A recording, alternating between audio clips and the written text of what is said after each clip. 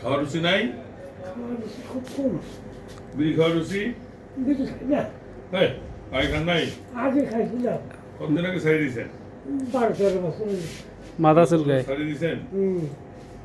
আচ্ছা। তোমার যক্কা বা টিবি এগুলো অসুখ ছিল?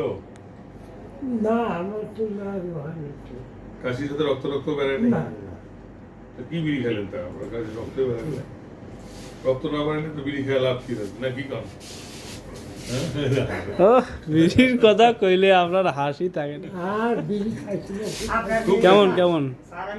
হঠাৎ ছাড়িয়ে দিলেন কেন? আমি তো আপনি চিকিৎসা করছেন বেড়া বিয়ে করেছি বেড়ি বিয়ে করেছি তারা খায় না এখন ওকে সামনে তো খাওয়া যায় না সরম লাগে।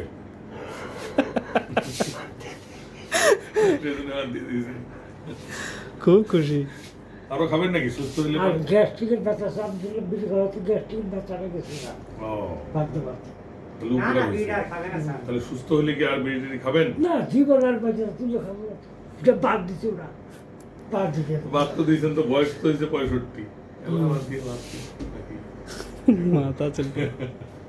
আচ্ছা, ঠিক আছে, আর খান না, বিড়ি সেট খাও। না না আচ্ছা,